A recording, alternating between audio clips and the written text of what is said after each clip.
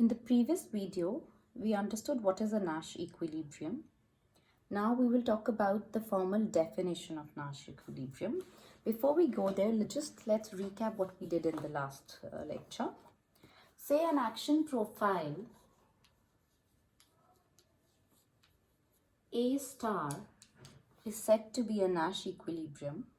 So it implies that no individual would wish to deviate from it, given that everyone else adheres to it, or if everyone else is following their Nash strategy or Nash action, then no player has any incentive to deviate.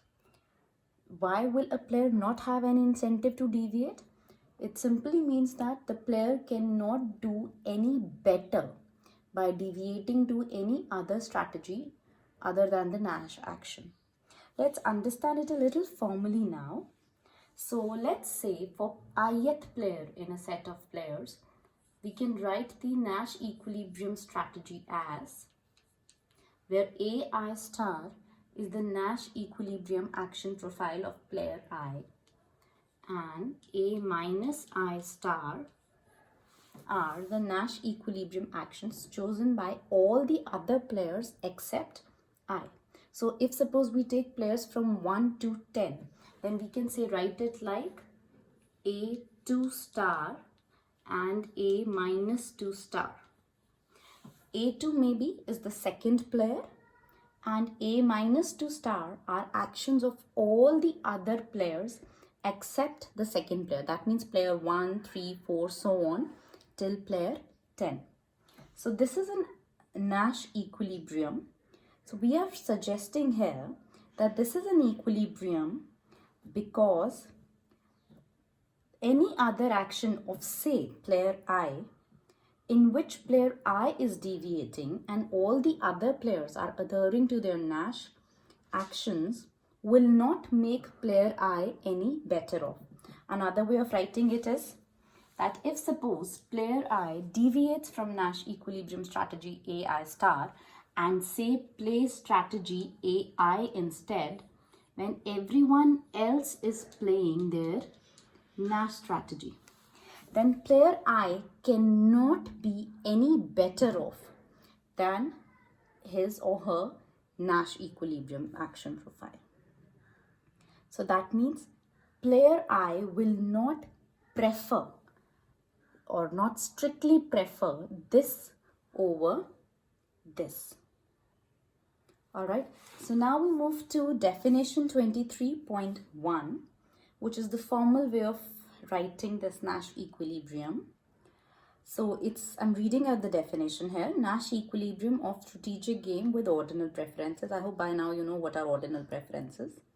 So any action profile A star in a strategic game with ordinal preferences will be a Nash equilibrium if for every player I, or for all the players, and for every action AI of player I, A star is at least as good according to player I's preferences as the action profile AI A minus I star. So I'm just quickly writing it, that if say A star is a Nash equilibrium action profile, then for say ith player, this particular action profile is at least as good according to player's I's preference to any other action profile in which player I is choosing some other action apart from the Nash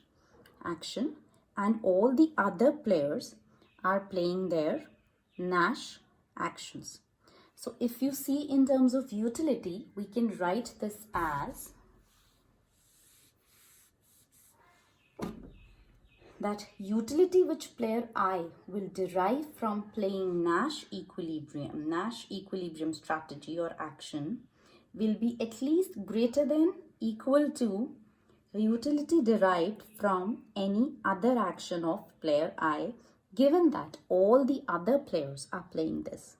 So it simply means if everyone else is adhering to their Nash equilibrium action, then player I cannot do any better for himself or herself by changing or deviating to any other action apart from Nash action.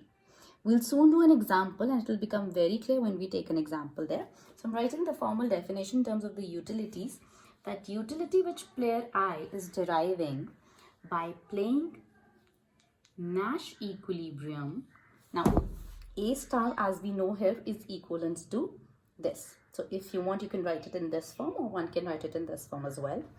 So this utility will be either greater or at least equal to the utility which player I will derive from any other action from all the possible set of actions available to player I. So this utility has to be greater than or it can be equal to utility derived from AI. Okay. So here AI is an action which is different from the Nash action of player I, which is AI star.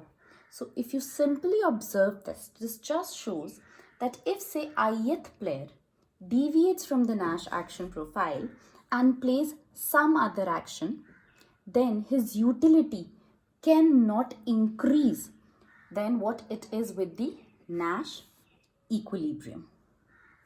Okay, so let's very quickly see an example here. We are going back to prisoner's dilemma to see how the concept of Nash can be applied there and how can we find the Nash equilibrium for prisoner's dilemma game.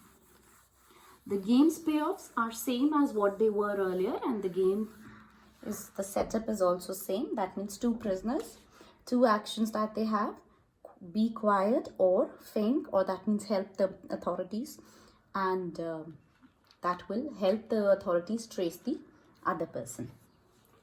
So player 1, player 2, they have two options, be quiet or think or confess.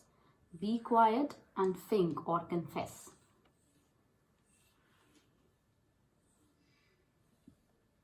Okay. So if they're the same as what they were earlier,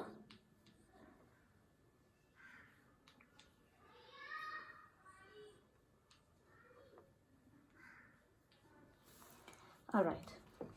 So what is the criteria of finding the Nash? Soon we will do two more things, which is underlining method or finding the best response method. I'm going to underline it right here only. Some books are underlining, some books are putting a star here. So let's find out what is to be done. So we'll do player by player. Let's do for player 1 first. So we ask a question, if player 2 is playing quiet, what is the best thing for player 1 to do? So we look at this first column. We see that if player 2 is playing quiet, player 1 can maximize his payoff by paying think. So I am underlining the payoff which is highest for player 1 given that player 2 has played this particular action. Likewise, if player 2 has played think, the best payoff or the highest possible payoff which player 1 can get is this, that is by paying think. So it's a unique game, we'll come back to this later. That is, irrespective of what player 2 is doing, the best thing for player 1 to do is think. This need not be true for all the kinds of game, but it is true here. Likewise, for player 2 also, we'll repeat the exercise. That is, if player 1 is playing quiet, the best thing for player 2 to do is play think. If player 1 is playing think, the best thing for player 2 to do is think. So, if we come back to this particular block, player 1 has chosen think, player 2 has chosen think. So the definition of the Nash is that none of the players have any incentive to deviate from their Nash strategy. So if I ask a question, will player 1 play any other strategy given that player 2 is playing think? The answer is no. Player 1 will choose to play think only. The second question, will player 2 play any other strategy apart from think?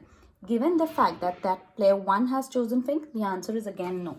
So the Nash for this game is think for player 1 and think for player